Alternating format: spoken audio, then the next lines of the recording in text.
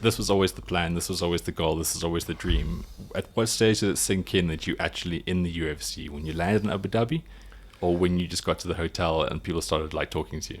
So for me, I refused to let myself go into that mindset because I was like, I don't have enough time to prepare. Well, preparing for the fight was short notice fight, but I always said, like, I told everybody, it's not a short notice fight.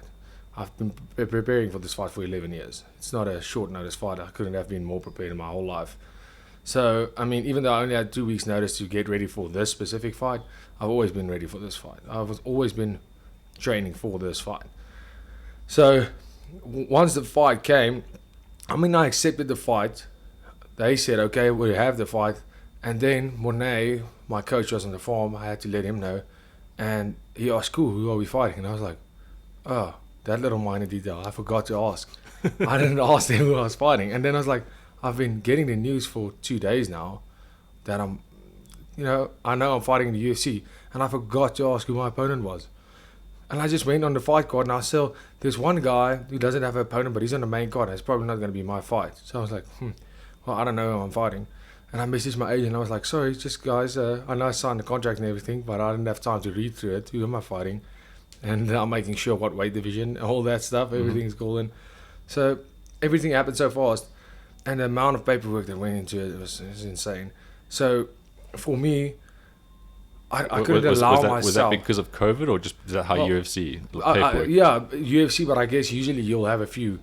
I mean, I was literally found out about the fight on Monday. They said you're flying out on Thursday. So I was like, okay. Next week, Thursday, you're flying out. So I had like a week to get everything sorted right now. And the visa stuff, all that needed to happen right away. So that was just a part of the admin that everything needed to happen on that day. And now you have a short notice fight. So training wise, you have to get yourself 100% ready for this fight. Immediately my weight cut needed to get down because I was prepping for a fight at light heavyweight, which is 7 kgs higher. Which was the local fight. Yeah. So my weight was quite high. It was the highest I've ever been this close to a fight. So I was like, oh, now I have to deal with that. All this admin training, getting ready. I mean, and then like that's where I'm getting at is the mental part of I just signed the UFC contract. I just signed a fight with the UFC. And then every time I would sit and think about it, I'll be like, no, there's no time to think about that right now. You can't be in the mindset of I'm fighting in the UFC. I had to be in the mindset of I'm fighting. I mean, if it was a local fight, if I lost that fight, it would mean the UFC wouldn't look at me because I just lost a local fight. If I lose my debut, I mean, the UFC is not really going to care about me.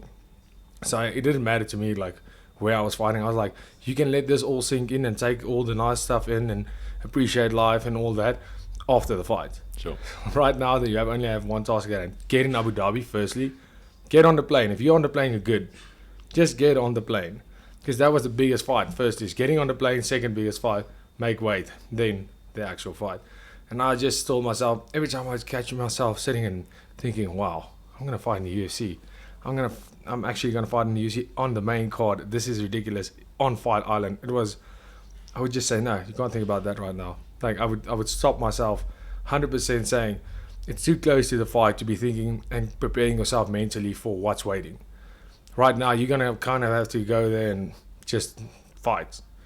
And that's exactly what happened. I couldn't prepare for this opponent specifically. Even though I never do it really that hard, I just had to focus on going out there and fighting. I mean, it was such short notice that like I refused to let myself think about how big the magnitude of the situation was insane. And then fight week comes and I just received I couldn't believe the support. Like South Africa freaked out. It felt like I was playing World Cup rugby alone. I was like, oh, this is massive. And like so many people, I had Chad Leclerc messaging me. I had like some friends that are really influential people, like people that I always look up to. And they messaged me and I was like, this is so insane. I thought maybe people didn't hear about it because this is my first fight. And I just realized the magnitude of the situation. I was like, this is what you wanted, but this is massive. And it's a short notice. And I just realized that there's never going to be a perfect situation for this. I mean, just go out there and do what you do.